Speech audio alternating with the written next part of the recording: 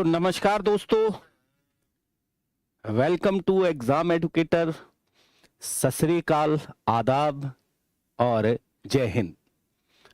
तो जैसा कि हमने कहा था कि हमारी श्रृंखला अब लगातार चलेगी, तो आज भी श्रृंखला प्रारंभ हो गई है और रात्रि 10 बजे हम प्रतिदिन आपको दिखाई देंगे, जिसमें अभी हमने इतिहास शुरू किया है। उसके बाद में हम भारतीय अर्थव्यवस्था की भी लगातार क्लास लेकर आएंगे।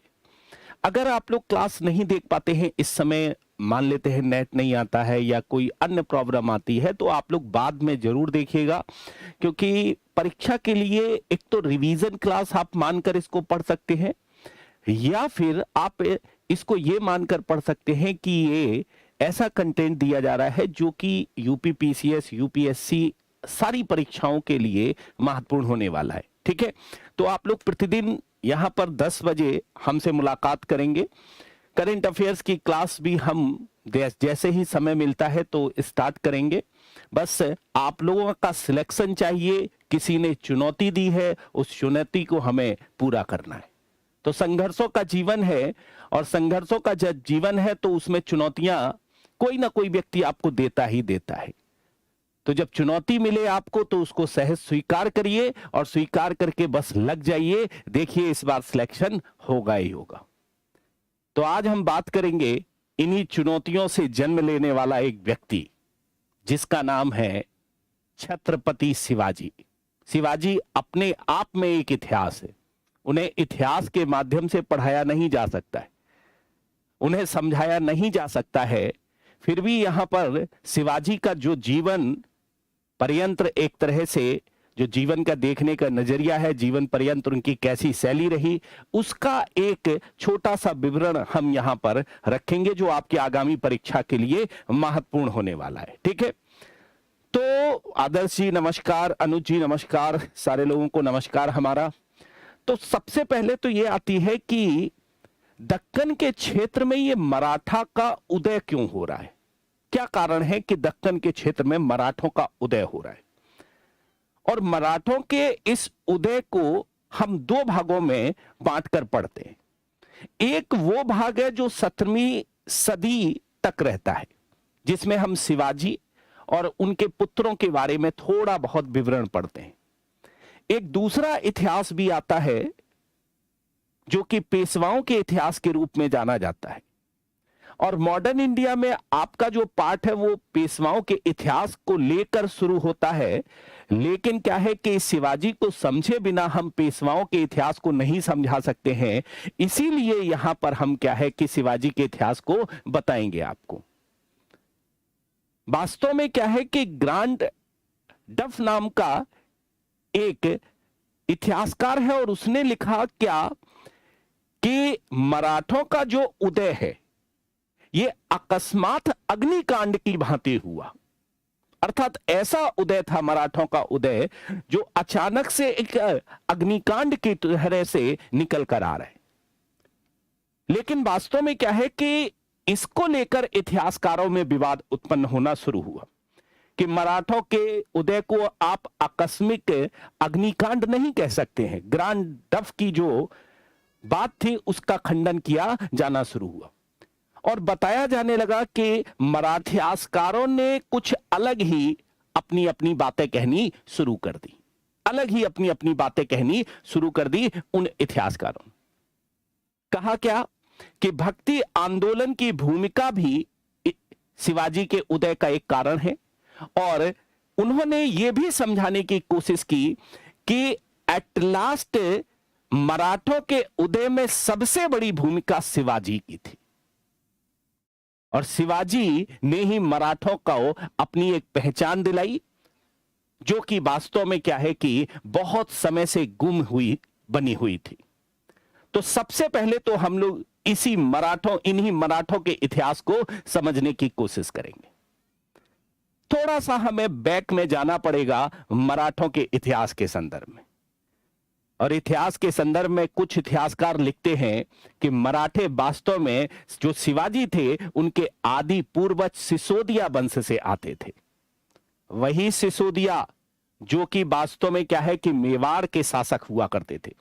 उस वंश के लोग मराठे के रूप में जाने जाते थे।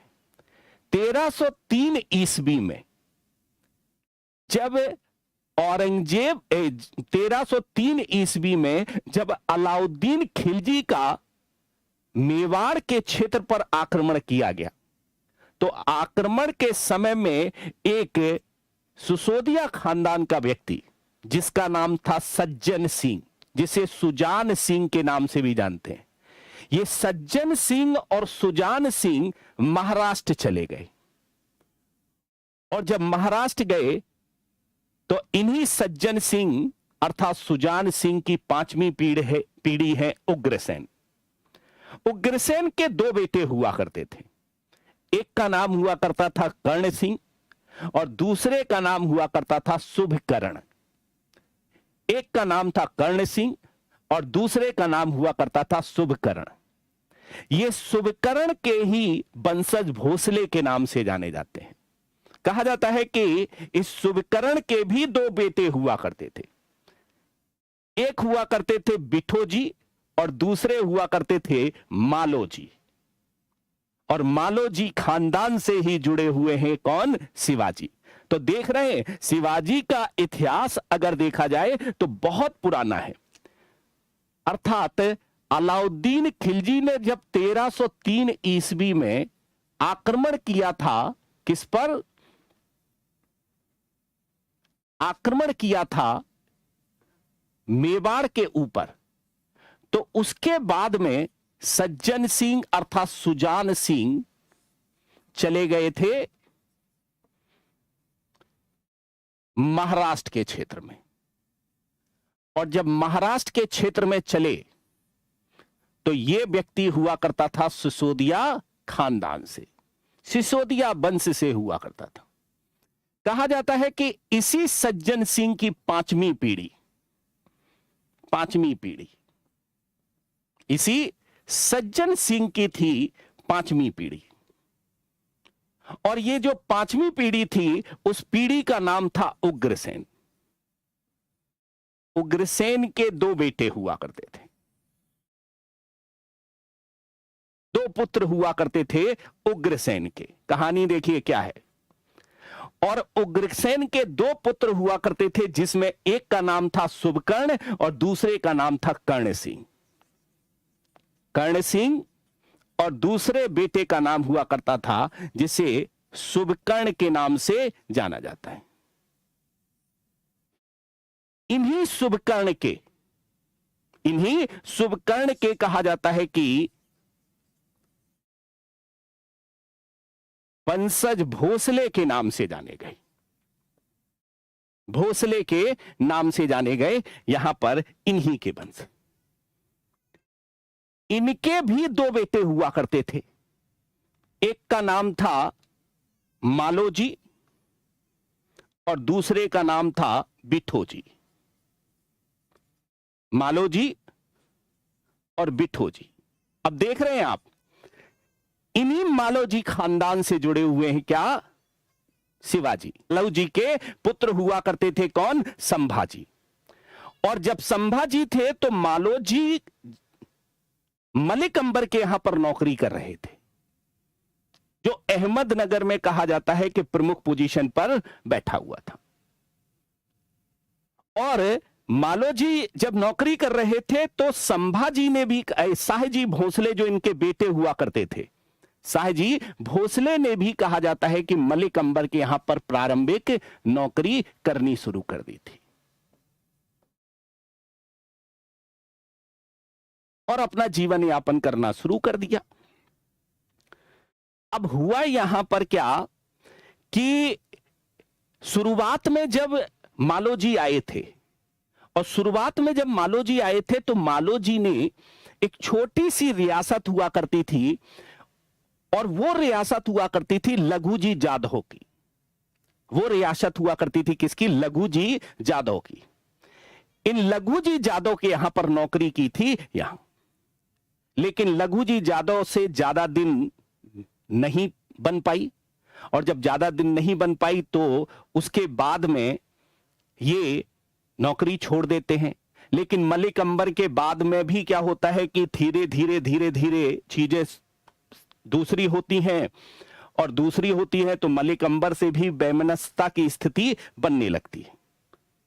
और वैमनस्यता की स्थिति बनने लगती है तो ऐसी कंडीशंस में कुछ समय के लिए सायजी भोंसले 1620 ईस्वी में जहांगीर के यहां पर नौकरी करना शुरू कर देते हैं। और जहांगीर ने सायजी भोंसले को उमरा की उमरा वर्ग में शामिल किया और अपनी सेना में शामिल करके उनको कहीं ना कहीं एक उच्च स्थान प्रदान कर दिया था, एक उच्च स्थान प्रदान कर दिया था। तो साहेजी भोंसले कहीं ना कहीं लघु जी जादव के यहां पर नौकरी किए, लघु जी जादव के यहां पर नौकरी किए, और लघु जी जादव के यहां पर नौकरी किए, और फिर जहांगीर के यहां पर भी नौकरी किए। इन्हीं लघु जी जादव की बेटी हैं, कहा जाता है कि इन्हीं लघु जी जादव की पुत्री हैं, जिनका नाम है यहां पर जीजाबाई, जिनका नाम जीजाबाई है। और इन्हीं जीजाबाई से विवाह हुआ है किसका? साहेजी भोंसले का। तो कहानी यहां से महाराष्ट्र की शुरू होती है, और इस तरह से कहीं ना कहीं सिसोदिया खानदान से जुड़ती हुई ये कहानी चलती है, सिसोदिया खानदान से ये चलती हुई चलती है। अब ये ऊंची पोजीशन पर कैसे चले गए? कोई ना कोई तो कारण होगा जिसके कारण से ये क्या है, लगातार ऊंची पोजीशन पर चले जा रहे हैं। तो कहा जाता है कि 1624 ईस्वी में एक मारवाड़ी युद्ध हुआ था, जिसे भातवाड़ी युद्ध के नाम से भी जाना जाता है। और इस भातवाड़ी युद्ध में एक तरफ अहमदनगर का मलिक अंबर था और साहेजी भोंसले थे, और दूसरी तरफ मुगलों में परवेज आया था और मुबारक खां आया था। इसके अलावा यहां बीजापुर के भी कुछ जो कह सकते हो कि सैनिक थे वो शामिल थे। और उसमें मलिक अंबर जब यहां पर क्या है कि युद्ध किया, तो उसके बाद में साहजी भोंसले की पोजीशन धीरे धीरे बढ़ना शुरू हो गई, क्योंकि हाईलाइटेड हो गए, और हाईलाइटेड हो गए तो जहांगीर ने इनको ऊंची पोजीशन पर बैठाना शुरू कर दिया। और जब जहांगीर ने इनकी ऊंची पोजीशन पर बैठाना शुरू कर दिया तो अहमदनगर, और अहमदनगर की नौकरी छोड़कर ये शिफ्ट हो गए बीजापुर। और बीजापुर जब शिफ्ट हो गए तो बीजापुर में शासन करना इन्होंने शुरू कर दिया। बीजापुर की इन्हें जागीर मिल गई, अर्थात साहजी भोंसले का इस तरह से जीवन चल रहा था। 10 अप्रैल 1627 ईस्वी, अब कहानी शुरू होती है किसकी? ये तो साहजी भोंसले की है कि भैया कैसे कैसे साहजी भोंसले संघर्ष में जीवन चला रहे। ठीक है, 10 अप्रैल 1627 ईस्वी में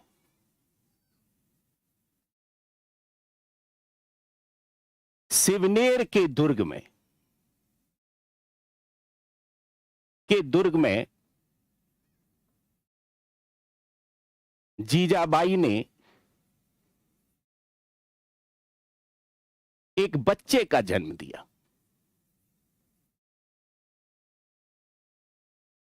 को जन्म दिया।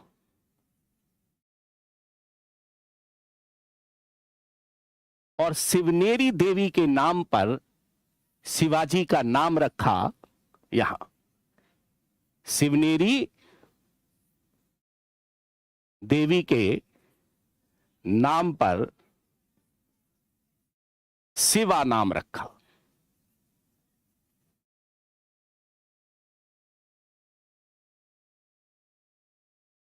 अब देखो, यहां तो नाम रखा गया, लेकिन यहां सबसे बड़ी बात है क्या कि शिवाजी का जब जन्म हुआ तो जन्म के समय में कुछ ऐसी घटनाएं घटी जिसके कारण से शिवाजी कहीं ना कहीं अकेले पड़ गए। जैसे कहा जाता है कि शाहजी भोंसले ने दो शादियां की थी। एक तो जीजाबाई से शादी की थी उन्होंने, एक तो जीजाबाई से शादी की थी शाहजी भोंसले ने, और दूसरी शादी उन्होंने, उनकी दूसरी पत्नी थी तुकाबाई मोहिते। शाहजी भोंसले की दूसरी पत्नी का नाम हुआ करता था क्या? तुकाबाई मोहिते, जो कर्नाटक में रहती थी, और इनके बेटे का नाम था व्यंकोजी। कहां रहती थी? तुकाबाई मोहिते कहां रहती थी? शाहजी भोंसले की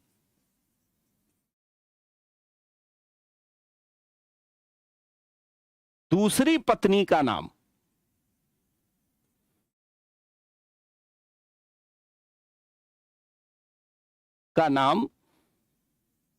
क्या था? तुकाबाई मोहिते था।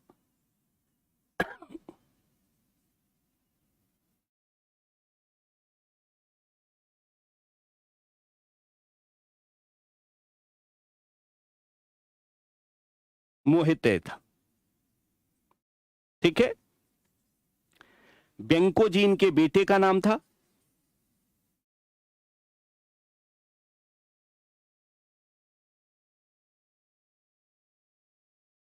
बेटे का नाम हुआ करता था, और ये रहती कहां थी? कर्नाटक में। तो मैंने कहानी शुरू की शिवाजी की। शिवाजी का जब जन्म हुआ सिवनेर के दुर्ग में, जीजाबाई ने एक बच्चे को जन्म दिया, तो सिवनेरी देवी के नाम पर शिवाजी नाम रखा गया यहां। और शाहजी भोंसले की दूसरी पत्नी का नाम तुकाबाई मोहिते था, और व्यंकोजी इनके बेटे का नाम हुआ करता था। अर्थात शाहजी भोंसले ने जीजाबाई से भी विवाह किया था, और तुकाबाई मोहिते से भी यहां विवाह किया था, जो कर्नाटक में रहती थी। नतीजा शिवाजी के जन्म के कुछ समय पश्चात ही शाहजी भोंसले ने साथ छोड़ दिया जीजाबाई का। अर्थात जीजाबाई को छोड़कर वो अपनी दूसरी पत्नी तुकाबाई मोहिते के साथ में रहना उन्होंने शुरू कर दिया। और जब तुकाबाई मोहिते के साथ रहना शुरू किया, तो ऐसा नहीं था कि शिवाजी के लिए उन्होंने व्यवस्था नहीं की थी।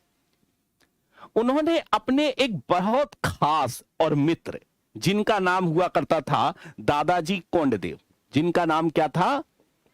दादाजी कोंडदेव, इनको शिवाजी का संरक्षक नियुक्त कर दिया, और कहा कि भैया इनका पूरा ध्यान रखेंगे दादाजी कोंडदेव। नतीजा दादाजी कोंडदेव सारा का सारा ध्यान रखना शुरू कर दिए। राजनीतिक शिक्षा जो शिवाजी को मिल रही थी, वो दादाजी कोंडदेव से मिलना शुरू हो गई। इस राजनीतिक शिक्षा में जितनी भी चीजें थी, वो सारी दादाजी कोंडदेव के द्वारा शिवाजी को बताना शुरू कर दिया गया। लेकिन शिवाजी पर सबसे ज्यादा प्रभाव था उनकी मां जीजाबाई का, और जीजाबाई का सबसे ज्यादा प्रभाव था, उसके बाद में दादाजी कोंडदेव का प्रभाव हुआ करता था यहां। उसका कारण यह था कि जीजाबाई उनको वीरता की कहानियां सुनाया करती थी। कभी कृष्ण की कहानी, कभी राम की कहानी, मतलब योद्धाओं की कहानियां सुनाया करती थी भारत के। और इसीलिए शिवाजी में राष्ट्रभक्ति कूट कूट कर भर गई थी, और मुगलों के व्यवहार से भी शिवाजी थोड़े से खुन्नस रहने लगे थे। एक्चुअली में शिवाजी का एक और भाई हुआ करता था, जिसका नाम हुआ करता था संभाजी। शिवाजी का भाई हुआ करता था, जिसका नाम था संभाजी। समझिएगा, ठीक है। शिवाजी का भाई हुआ करता था कौन? संभाजी। बड़े भाई थे शिवाजी के संभाजी, और अपने पिता के साथ में बेंगलोर रहा करते थे। पिता के साथ में क्या है कि शाहजी भोंसले के साथ में बेंगलोर रहा करते थे। एक युद्ध में जब वो गए, तो वहीं पर उनकी मृत्यु हो गई। और जब मृत्यु हुई, तो उसका कारण निकल कर आया कि बीजापुर के अफजल खान ने जब सेना नहीं भेजी, तो इसी कारण से मृत्यु हुई। अर्थात अफजल खान से सहायता मांगी थी शाहजी भोसले के बेटे संभाजी ने कि आप सेना लेकर आओ, हमको जरूरत है, क्योंकि बीजापुर में ही है ये, और बीजापुर रियासत में ही आ रहे हैं। कौन? हमने कहा कि बीजापुर छोड़कर गए हैं शाहजी भोसले।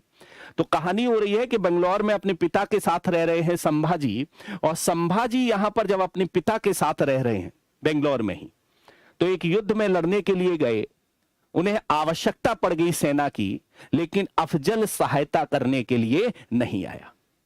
और इसीलिए शाहजी भोसले ने अफजल के लिए यह कहा था कि अफजल एक विषैला सांप है, अफजल एक विषैला सांप है। देख रहे हैं आप?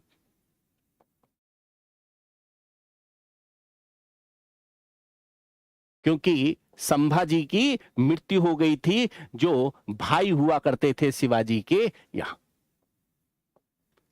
और ऐसी स्थिति में कहानी सुनिएगा, मुगलों के प्रति जो चीजें होनी चाहिए थी शिवाजी के मन में, वो समय के अनुसार क्या हुआ कि और गहराती चली गई। और अफजल के साथ में तो मामला दूसरा ही हो गया था, अफजल के मामले तो दूसरा ही हो गया था। लेकिन ऐसा नहीं था कि शिवाजी केवल और केवल अपनी मां से ही प्रभावित थे, वो दादाजी कोंडदेव से भी प्रभावित थे, और तत्कालीन जो एक तरह से धर्म गुरु हुआ करते थे, जिनका नाम तुकाराम हुआ करते थे, उनसे भी प्रभावित थे। जहांगीर के समय के एक और गुरु हुआ करते थे, उनसे भी प्रभावित हुआ करते थे, जिन्हें रामदास के नाम से जाना जाता है। तो तुकाराम और रामदास से भी शिवाजी प्रभावित थे धार्मिक रूप से यहां पर, और इनको भी सुना करते थे, इनको भी सुना करते थे।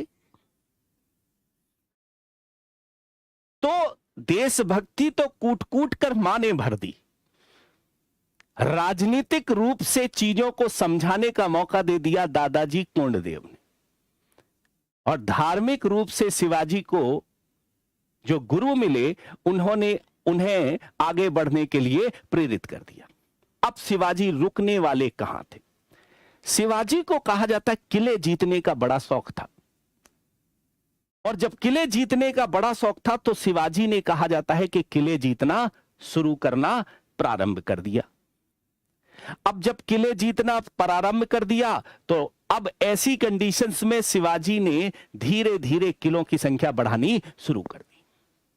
1640 ईस्वी में विवाह के पश्चात, साईं बाई से इन्होंने विवाह किया था 1640 ईस्वी में, और 1640 ईस्वी में साईं बाई से विवाह करने के पश्चात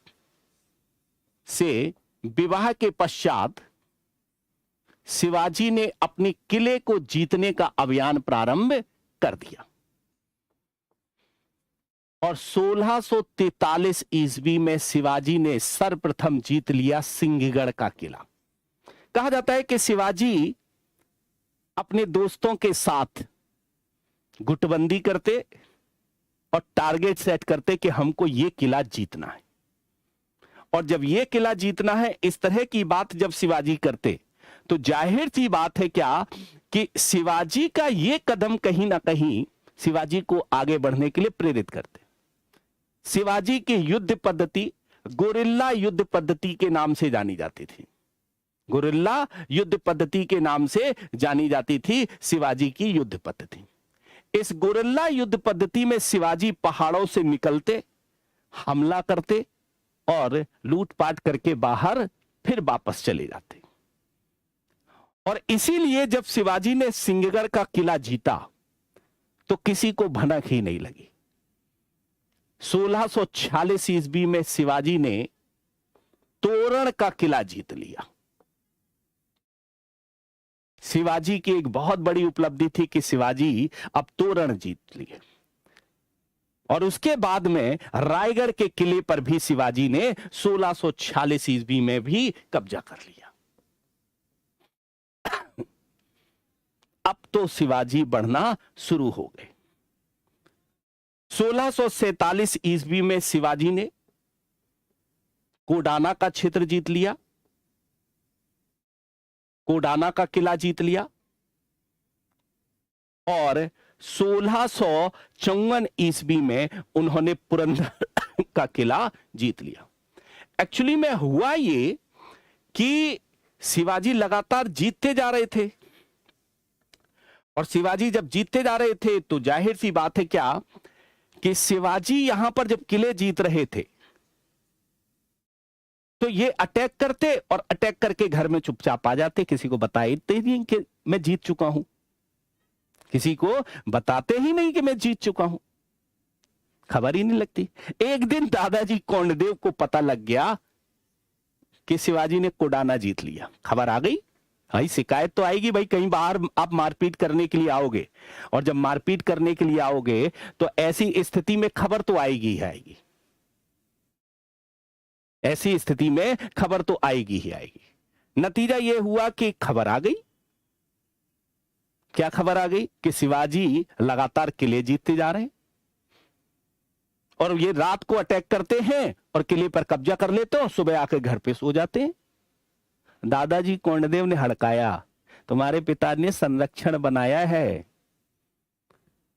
और अभी तुम बच्चे हो, अभी तो तुम्हारी उम्र कितनी है? 1643 में पहला किला जीता था, 16 साल थी। 27 में जन्म हुआ था, 16 साल थी। अभी तो तुम 16 साल से अभी निकल कर आए हो और तुम लगातार एक तरह से किले जीतते जा रहे हो। खबरदार जो इस तरह का काम किया, अभी तुम पूरी तरह से परिपक्व नहीं हो युद्ध के लिए। शिवाजी का जैसे रथ रुक चुका था ऐसा लग रहा था, मतलब एक तरह से शिवाजी रुके हुए रथ की तरह पर यहां पर काम कर रहे थे। रथ शिवाजी का रुक चुका था ऐसा लग रहा था यहां। लेकिन जैसे ही दादाजी कोंडदेव की डेथ हुई, शिवाजी का विजय अभियान फिर से निकल पड़ा। 1656 ईस्वी में उन्होंने जावली का किला जीत लिया और जावली का जब किला जीता तो ये जावली का किला जो हुआ करता था, एक मराठा व्यक्ति हुआ करता था जिसका नाम था चंद्रराव मोरे। इस चंद्रराव मोरे से कहा जाता है कि जीता और जीतने के बाद इसे ही किलेदार के रूप में अपॉइंट कर दिया।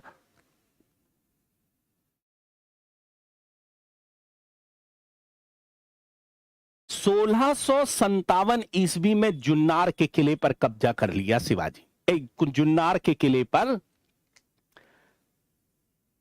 हमला बोला और जब जुन्नार पर हमला बोला शिवाजी ने तो सीधा मुकाबला हुआ मुगलों के साथ में, सीधा मुकाबला हुआ मुगलों के साथ में। अब जैसे ही शिवाजी को लगा कि यार मुकाबला तो तगड़ा हो गया है, जैसे ही शिवाजी को लगा क्या मुकाबला तो तगड़ा हो गया है, तो ऐसी स्थिति में अब एक ही रास्ता बचा था कि अपने पैर खींच लो, अपने पैर खींच लो। और इसीलिए यहां पर क्या है कि शिवाजी ने अपने पैर पीछे खींच लिए, इस जुन्नार के किले पर कब्जा करने के बजाय पीछे की तरफ आ गए, क्योंकि उसे लग गया था कि अब औरंगजेब के साथ में डायरेक्ट रूप से अगर भिड़ंत होगी तो निश्चित तौर पर क्या होगा कि औरंगजेब हमारे लिए कहीं ना कहीं मुसीबत बन जाएगा।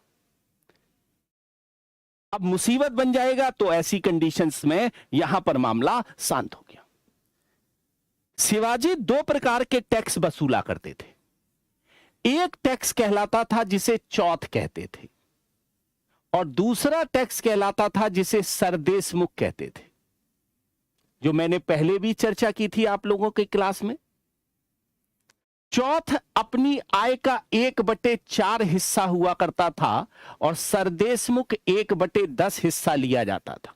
ठीक है, राज्य की आय का 1/4 हिस्सा लिया जाता था। यहां पर चौथ इसलिए लिया जाता था कि हम आप पर आक्रमण नहीं करेंगे, इसलिए आप मुझे चौथ दीजिए। और सरदेशमुख इसलिए लिया जाता था कि हम एक तरह से यहां के जमींदार हैं, अर्थात सरदेशमुख हैं, इसलिए आप मुझे टैक्स दीजिए। शिवाजी ये अपने राज्यों से नहीं बल्कि पड़ोसी राज्यों से वसूला करते थे। अब जब पड़ोसी राज्यों से वसूलेंगे शिवाजी, तो ऐसी स्थिति में कहा जाता है कि जब पड़ोसी राज्यों से वसूला करते थे ये चौथ और सरदेशमुख शिवाजी, तो शिवाजी की बाउंड्री किले जीतते जीतते जीतते जीतते सिंहगढ़, फिर तोरण, कोडाना, पुरंदर, जावली, जुन्नार में पीछे हटे शिवाजी। लग गई जाकर रियासत बीजापुर। अब बीजापुर जब लग गई तो जाहिर सी बात है क्या कि बीजापुर तो सीधा किसके अंदर में आता है, सीधा यहां पर अंडर में आ रहा था अफजल के। अफजल ने क्या किया कि शिवाजी के पिताजी शाहजी भोंसले का किडनैप कर लिया और कहा किडनैप करने के बाद में कि भैया कोडाना जीता है ना तुमने जो, वो वापस करो। कहा जाता है रिहाई में कुडाना देना पड़ा, पिताजी छूटे शिवाजी के। लेकिन अफजल अब दिमाग में चढ़ गया। औरंगजेब अलग परेशान था क्योंकि बीजापुर से जब वसूल करना शुरू किया तो औरंगजेब ने खबर भिजवाई बीजापुर के अफजल के पास कि इस पहाड़ी चूहे को पकड़ कर लाओ। अर्थात सबसे पहले पहाड़ी चूहा शिवाजी को कहने वाला व्यक्ति कौन है, वो है औरंगजेब। अर्थात औरंगजेब ने शिवाजी को क्या कहा, औरंगजेब ने शिवाजी को पहाड़ी चूहा कहा। शिवाजी को क्या कहा, पहाड़ी चूहा कहा।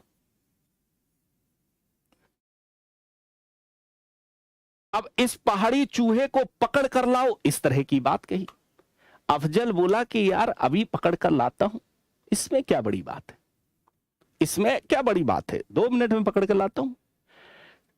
कहा जाता है कि अफजल एक बहुत बड़ी सेना लेकर चला और जब अफजल सेना लेकर चला तो शिवाजी को यह बात बहुत, ठीक है, शिवाजी को यह बात वास्तव में क्या है कि बहुत अच्छी तरीके से शिवाजी ये जानता था। क्या बात जानता था शिवाजी, देखिए शिवाजी जानता है कि अफजल जो आया है बीजापुर से और वो युद्ध लड़ेगा किसमें, मैदानी क्षेत्र में, और हमको तो गुरिल्ला युद्ध पद्धति की आदत है, हमको तो गुरिल्ला युद्ध पद्धति की आदत है।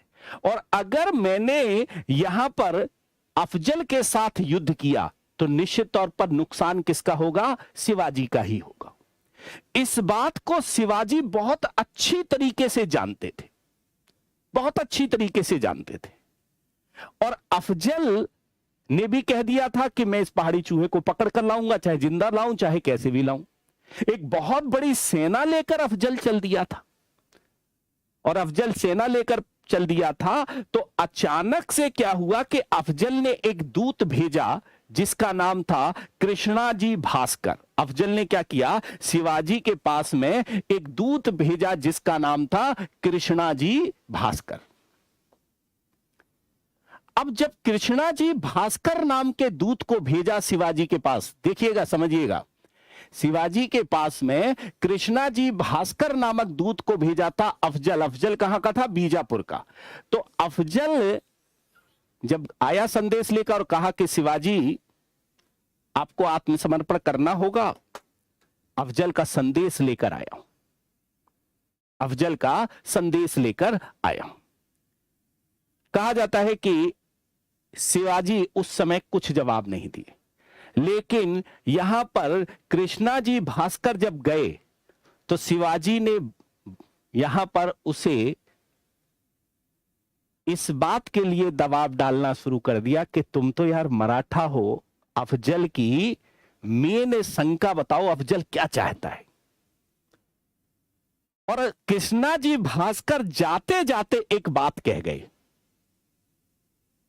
कृष्णाजी भास्कर जाते जाते एक बात कह गए, और वो बात क्या कह गए कि शिवाजी दाल में कंकड़ है, संभल कर पीना।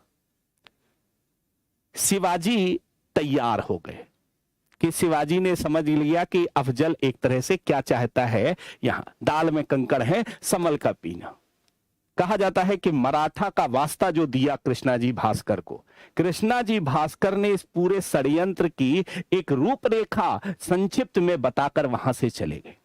शिवाजी ने भी अपना दूत भेजा और कहा कि मिलेंगे हम, और मिलेंगे। एक जंगल में मुलाकात हुई, शिवाजी की पूरी मंडली उसमें सेट हुई, और अफजल तो अपनी तैयारी के साथ आया ही था। कहा जाता है शिवाजी के जो मेन सैनिक हुआ करते थे उसमें था नेताजी पालकर। ठीक है, नेताजी पालकर को शिवाजी ने सेट कर दिया, और मोरे पिंगलों को भी शिवाजी ने सेट कर दिया। और मोरे पिंगलों को भी और सेट करने के बाद में अफजल आया। अफजल हट्टा कट्टा था, शिवाजी छोटी सी कटकाठी के थे। और शिवाजी जब छोटी सी कटकाठी के थे, अचानक से क्या हुआ कि अफजल ने शिवाजी को गले लगाया, और जैसे ही गले लगाया शिवाजी का गला दबाना शुरू कर दिया। अफजल ने ऐसे जकड़ दिया और गला दबाना शुरू कर दिया। और जब गला दबाना शुरू कर दिया शिवाजी का, तो उसका रिजल्ट ये हुआ कि शिवाजी का दम घुटना शुरू हो गया। शिवाजी हाथों में नख लेकर गए थे।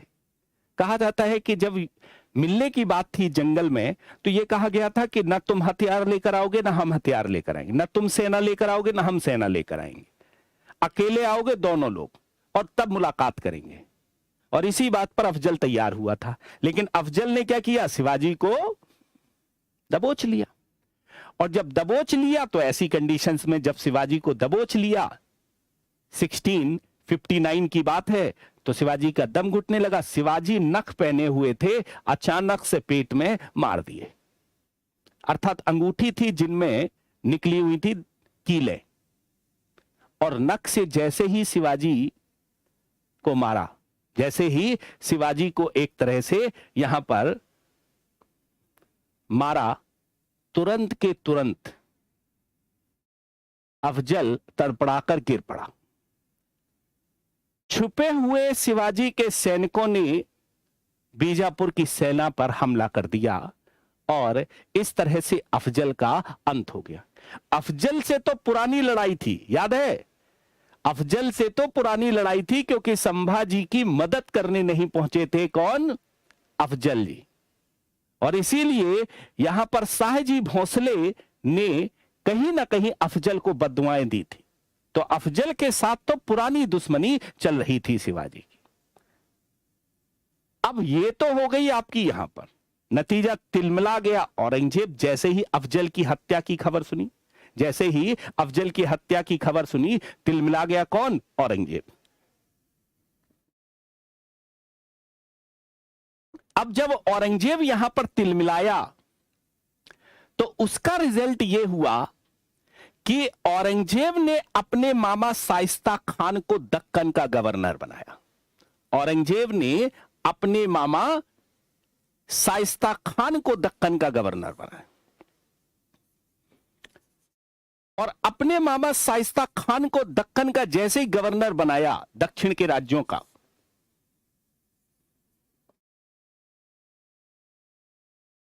तो शिवाजी को अपना जो विजय अभियान था वो रोकना पड़ा,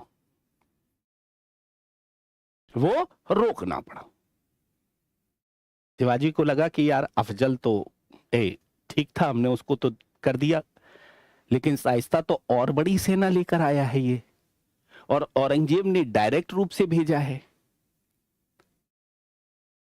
शाइस्ता कहा जाता है कि बहुत चालाक आदमी था, और बहुत चालाक आदमी था शाइस्ता खान। वो शिवाजी के मूवमेंट पर खबर रखना शुरू कर दिया कि शिवाजी का मूवमेंट क्या है। लेकिन अचानक से वर्षा ऋतु आ गई, और उसने सोचा कि इस वर्षा ऋतु तक हम रुक जाते हैं पूना में। जैसे ही वर्षा ऋतु समाप्त होगी, पहाड़ी क्षेत्र है तो वर्षा ऋतु में युद्ध करना और उसमें चलना बड़ा मुश्किल था, क्योंकि पहाड़ से क्या है, पत्थर वगैरह गिरने का डर रहता था। इसीलिए शिवाजी से युद्ध ना लड़ने की बात सोचकर पूना में रुकने का डिसीजन ले लिया। और कहा जाता है कि पूना में जब कैंप डला हुआ था तो उसी समय शिवाजी ने एक रात्रि शाइस्ता खान के ऊपर आक्रमण कर दिया और शाइस्ता खान उस समय सो रहा था। ये आक्रमण रात्रि के समय हुआ था। नतीजा यह हुआ कि जैसे ही यहां पर यह आक्रमण किया गया शाइस्ता खान के ऊपर, शाइस्ता खान बिल्कुल तैयार नहीं था और शाइस्ता की सेना भी तैयार नहीं थी। शाइस्ता खान का अंगूठा कट गया और जब शाइस्ता का अंगूठा कटा तो शाइस्ता दक्कन छोड़कर ही भाग गया। नतीजा औरंगजेब अब और ज्यादा गड़बड़ा गया कि भाई ये तो अफजल को भेजा, अफजल भी, और यहां पर शाइस्ता भी भाग कर आ गया है। एक तेज तर्रार व्यक्ति विशेषाधिकार देकर भेजा गया और वो व्यक्ति था जयसिंह शिवाजी को पकड़ने के लिए। कहा जाता है कि 1663 ईस्वी में जैसे ही अफजल भागा और भागने के बाद में 1663 यहां पर अफजल की डेथ कब हुई थी? 1659 में। और 1663 ईस्वी में अफजल जैसे ही भागा जयसिंह को बागडोर दे दी गई। जयसिंह कहा जाता है खुद एक अपने आप में बहुत ज्यादा यहां पर क्या था कि शक्तिशाली राजा था और सुपर पावर बनाकर भेजा गया था जयसिंह को। अब जाहिर सी बात है कि जब जयसिंह को सुपर पावर बनाकर भेजा गया तो ऐसी कंडीशंस में जयसिंह ने शिवाजी के हर मूवमेंट पर खबर रखना शुरू कर दी। कहा जाता है जयसिंह को गुरिल्ला युद्ध पद्धति में भी महारत हासिल थी और शिवाजी को भी थी, और शिवाजी को भी थी। ऐसी स्थिति में यहां पर क्या हुआ कि जयसिंह कहीं ना कहीं शिवाजी पर भारी पड़ना शुरू हो गया और शिवाजी पर जब भारी पड़ना शुरू हुआ जयसिंह, तो अब कहानी में ट्विस्ट आएगा। शिवाजी को लगा यार ये तो बार बार औरंगजेब भेजता जा रहा है, गड़बड़ होता जा रहा है, ये तो गड़बड़ होता जा रहा है। शिवाजी जाकर एक किले में जाकर छुप जाते हैं और उस किले का नाम है, ठीक है, पुरंदर का किला। पुरंदर का किला। और जब पुरंदर के किले में जाकर छुप जाते हैं शिवाजी, तो पता लग जाता है किसको? जयसिंह को। और जयसिंह को जैसे ही पता लगता है, जयसिंह को जैसे ही पता लगता है कि पुरंदर के किले में छुपे हुए हैं कौन? शिवाजी, जाकर डेरा डाल देता है। कहा जाता है कि 15 दिन हो गए, न शिवाजी निकले ना ही जयसिंह वहां से उठा। क्योंकि कुछ इतिहासकार लिखते हैं इस तरह की बातें कि शिवाजी को लग रहा है कि जयसिंह को पता नहीं है कि मैं अंदर हूं, और जयसिंह सोच रहा है कभी ना कभी तो बाहर आओगे बेटा, इसीलिए वो पुरंदर के किले में डेरा डालकर बैठा हुआ। काफी समय हो गया, और जब काफी समय हो गया तो शिवाजी को लगा कि यार मामला तो बिगड़ता जा रहा है, 100% खबर लग गई है अब जयसिंह को, इसीलिए ये नहीं भेजा, इसीलिए नहीं भेजा। कहा जाता है कि संदेश भेजा गया किसके पास में?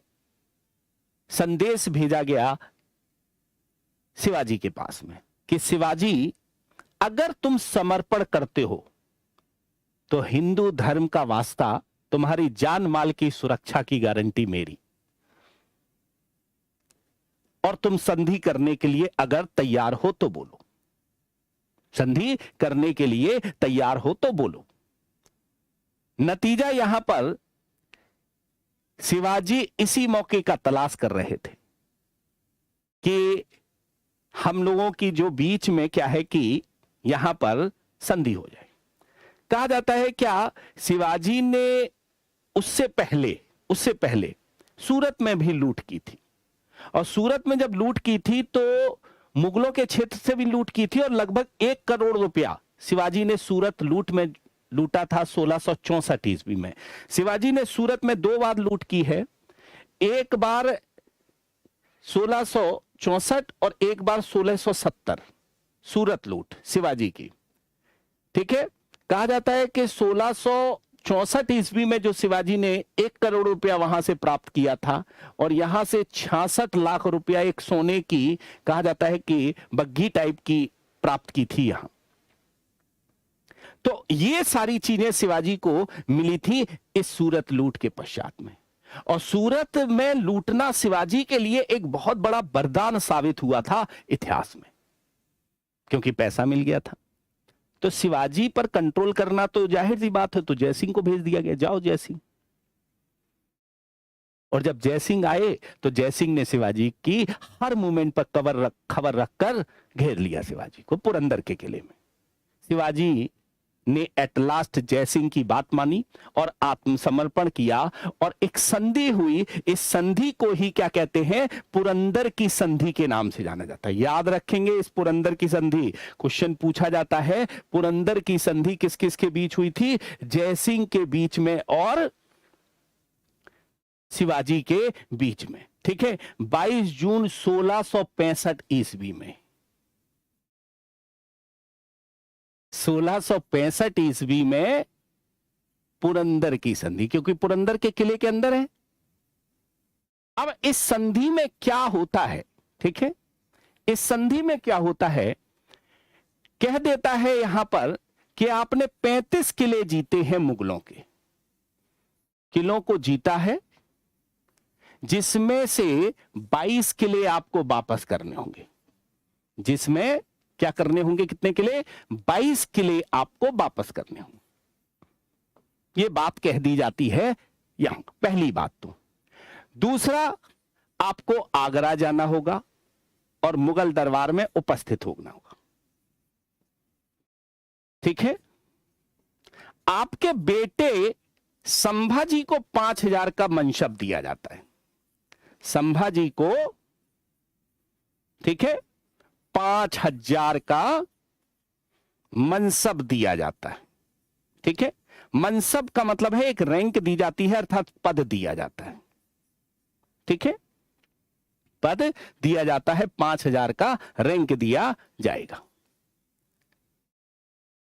बदले में शिवाजी को जाना था कहां, आगरा जाना होगा। यह बात इस पुरंदर की संधि में शामिल कर ली गई। किस किस के बीच, जयसिंह और शिवाजी के बीच। और जयसिंह और शिवाजी के बीच जब ये पुरंदर की संधि हुई, तो इस संधि के पश्चात शिवाजी निकले आगरा की तरफ। शिवाजी के साथ में जयसिंह का बेटा है, कहा जाता है, जिसका नाम है राम सिंह, जिसका नाम राम सिंह। शिवाजी का बेटा राम सिंह, कहा जाता है, साथ जा रहा है। और राम सिंह जब साथ जा रहा है तो शिवाजी को जयसिंह भवन में ही रुकने की व्यवस्था की जाती है। जयसिंह भवन में ही रुकने की व्यवस्था की जाती है शिवाजी की। दूसरे दिन दरबार में लाया जाता है।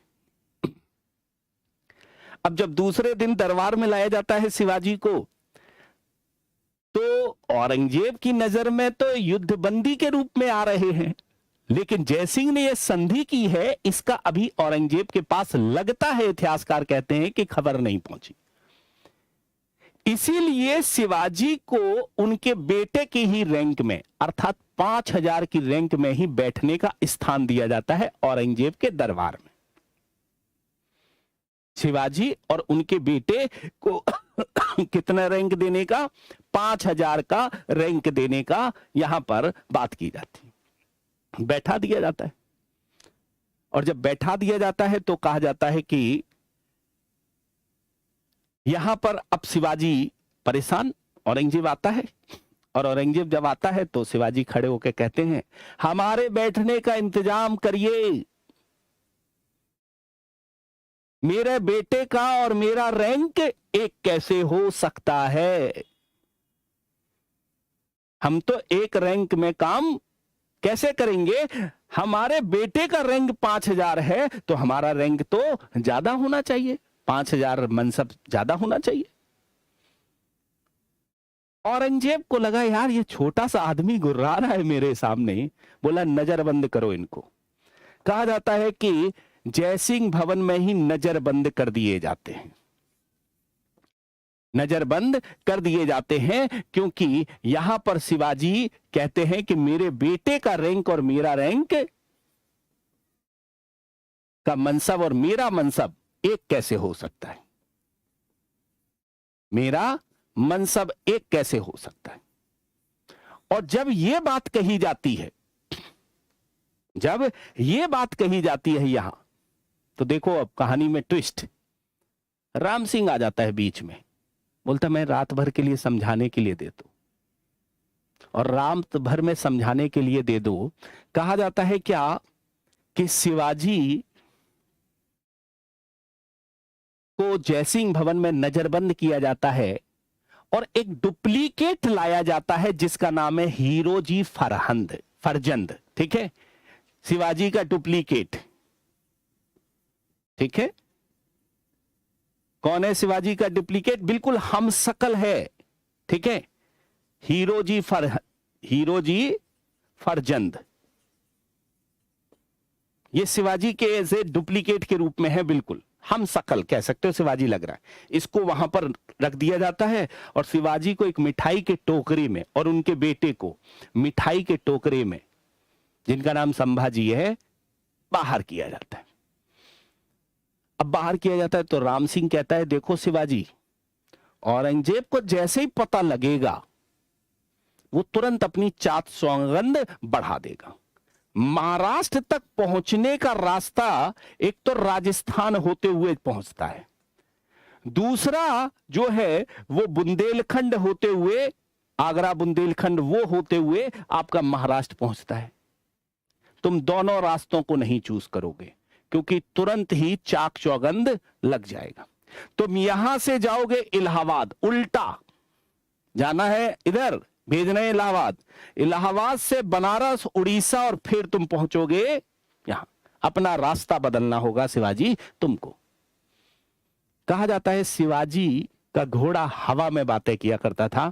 आगरा में छोड़ दिए थे संभाजी, क्योंकि संभाजी का नहीं चल पा रहे थे उतनी तेज जितनी तेजी से शिवाजी निकल रहे थे।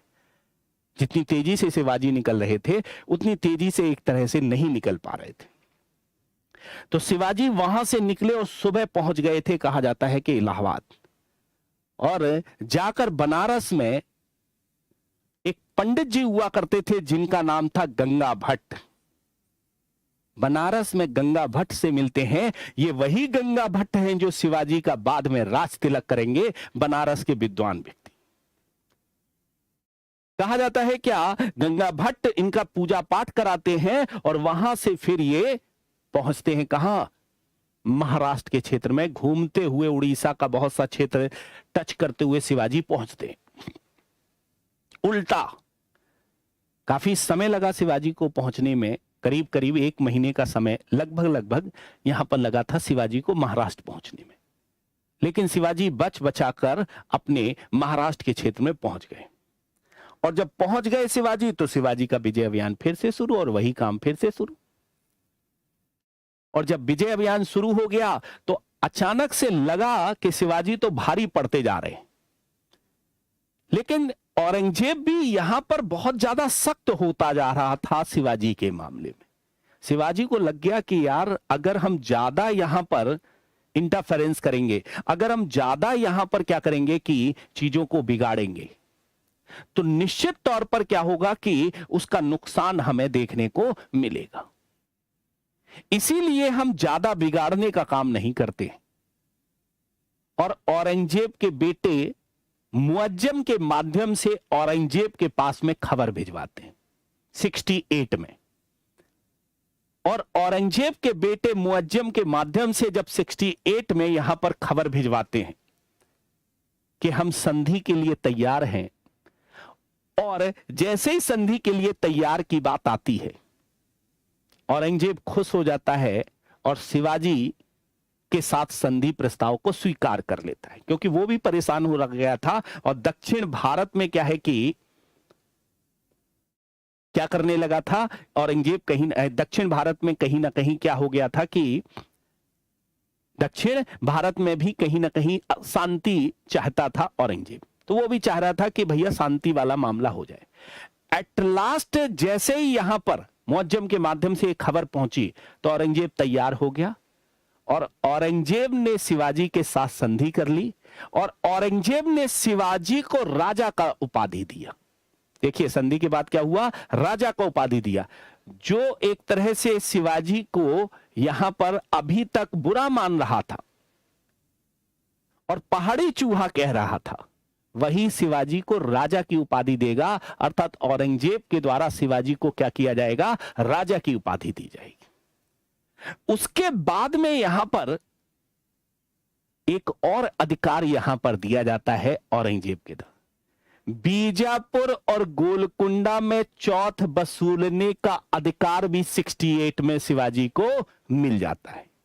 68 में यहां पर क्या होता है, बीजापुर और गोलकुंडा दो स्थानों पर, ठीक है, गोलकुंडा दो स्थानों पर चौथ वसूलने का अधिकार मिल जाता है यहां। अब तो शिवाजी की कहीं ना कहीं जीत होती जा रही थी और शिवाजी की जीत होती जा रही थी तो जाहिर सी बात है शिवाजी जो चाहते थे वो मिल रहा था शिवाजी को। नतीजा यह हुआ कि शिवाजी ने अचानक से फिर सूरत लूट कर दी सेकेंड टाइम 1670 में। तो फिर थोड़ी सी अनबन हुई शिवाजी के साथ में, लेकिन शिवाजी अपना स्वतंत्र रूप से शासन करना उन्होंने शुरू कर दिया। औरंगजेब ने भी उन्हें स्वतंत्र राज्य की मान्यता दे दी थी, इसलिए उन्होंने जब शासन किया तो फिर ज्यादा इंटरफेरेंस नहीं हुआ। शिवाजी ने 1674 ईस्वी में अपना राज्याभिषेक कराया और 1674 में अपना राज्याभिषेक कराया। उस राज्याभिषेक में शिवाजी का तुलादान भी हुआ था और कहा जाता है कि गंगा भट्ट, ये वही ब्राह्मण हैं काशी के, इन्होंने राजतिलक कराया था यहां पर। और राजतिलक कराया था, सबसे बड़ी बात है यहां पर क्या कि यहां पर हर वो कार्य किया गया वैदिक विधि विधान से शिवाजी के लिए। और शिवाजी की दूसरी पत्नी साईबाई इसमें बैठी, उनके राजतिलक में पुनर्विवाह भी किया गया यहां, और पुनर्विवाह भी किया गया और इस तरह से ये सारी चीजें निकल कर आ रही। साईबाई के साथ ही उन्होंने पुनर्विवाह भी किया यहीं पर। कहा जाता है क्या कि शिवाजी का राजतिलक लेकिन सही नहीं माना गया विद्वानों के द्वारा। क्यों? क्योंकि शिवाजी की मां की 6 महीने बाद ही डेथ हो गई। कुछ समय बाद जब डेथ हो गई तो शिवाजी का राजतिलक फिर से किया गया। इस बार राजतिलक किया गया निश्चलपुरी के द्वारा, निश्चलपुरी। और ये राजतिलक जो है निश्चलपुरी ने तांत्रिक विधि विधान से किया था। यहां शिवाजी का राजतिलक 1674 ईस्वी में।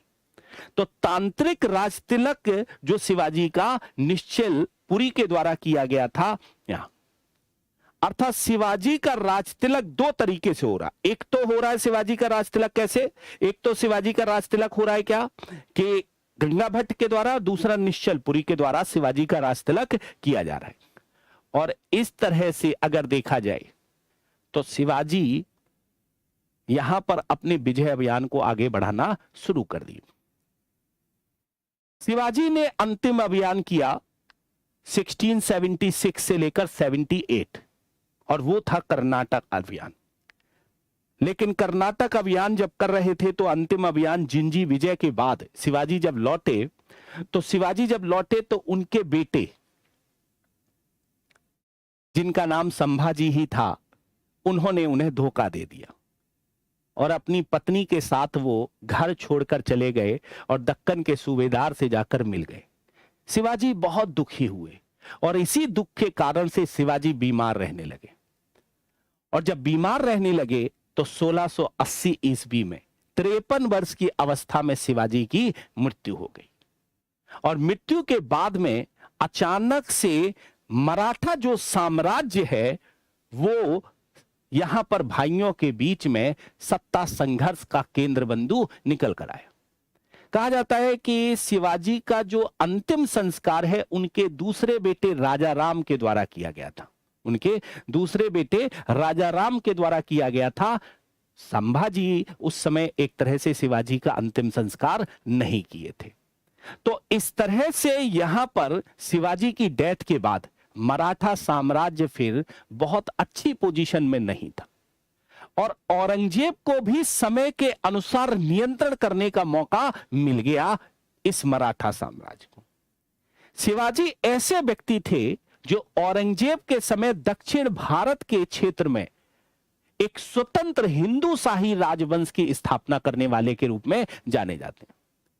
औरंगजेब ने जब यहां शिवाजी ने जब अपना राजतिलक किया था तो हिंदू धर्म उद्धारक छत्रपति की उपाधि भी धारण की थी। कौन सी उपाधि?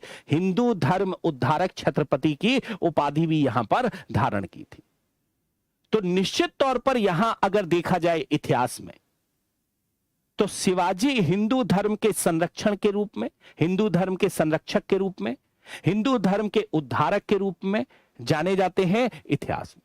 और इसीलिए इस महान व्यक्तित्व को महोत्सव के रूप में मनाया तिलक ने अपने जीवन काल में। शिवाजी महोत्सव के नाम से उसे जाना जाता है।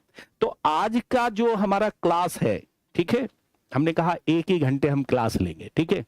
तो आज का हमने शिवाजी का, देखिए हमने केवल और केवल जीवन बता पाए। अगर मैं लिखने का काम कर देता यहां पर तो शायद आज शिवाजी का जीवन भी ना हो पाता और मैं स्टोरी भी नहीं सुना पाता आपको। इसीलिए मैंने आपको स्टोरी सुना दी। आज स्टोरी इसलिए सुना दी इसमें क्योंकि इसमें सारे फैक्ट भी कवर हो गए, कैसे कैसे यहां पर चीजें हुई, किस तरह से चीजें हुई, वो सारी चीजें यहां पर आप लोगों की कवर हो गई। ठीक है, आप लोग बस तैयारी करिए। जितनी भी फैक्चुअल इंफॉर्मेशन है, जितनी भी चीजें हैं, वो सारी चीजें यहां आपके साथ में डिस्कशन करते चलेंगे हम लोग।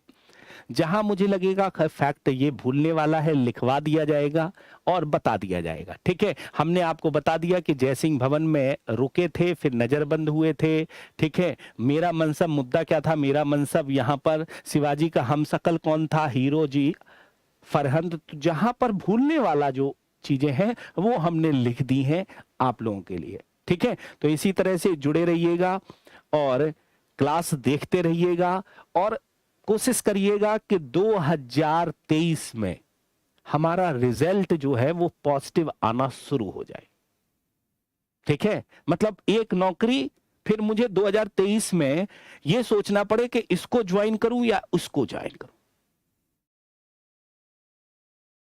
क्योंकि कठिनाइयां तो जीवन में बहुत आती हैं और हर व्यक्ति के जीवन में आती हैं। बुद्धा तो कहते ही हैं ये संसार ही दुख है, जन्म भी दुख है और मृत्यु भी दुख है। आप बच नहीं सकते दुखों से। दुख का कारण अविद्या बता दिया उन्होंने। अविद्या है जो इच्छा के कारण इच्छा को जन्म देती। अविद्या एक तरह से क्या है कि जिसके पास विद्या नहीं होगी इच्छा को जन्म देगी। तो ऐसी कंडीशंस में क्या है कि जीवन में तो बहुत परेशानियां हैं। हमें उन परेशानियों से लड़ना है और आगे बढ़ना है और आगे बढ़ते हुए काम करना है। हमने स्टोरी सुनाई है आपको, बड़े आराम से सुनाई है। अगर आप एक बार पूरी स्टोरी को फिर से सुन लेंगे तो 100% आपका कोई क्वेश्चंस नहीं जाएगा यहां। ठीक है, तो आज के लिए हम लोग यहीं पर शुभरात्रि करते हैं। नेक्स्ट क्लास में हम लोग फिर दिखाई देते हैं। कल की क्लास हम शायद ना रखें क्योंकि हम करंट अफेयर्स का सेशन लेंगे 2। तो कल की क्लास नहीं, मंडे को हमारी क्लास फिर से इतिहास की स्टार्ट हो जाएगी, Monday to Saturday. Thank you all of you, best of luck आप सब लोगों को।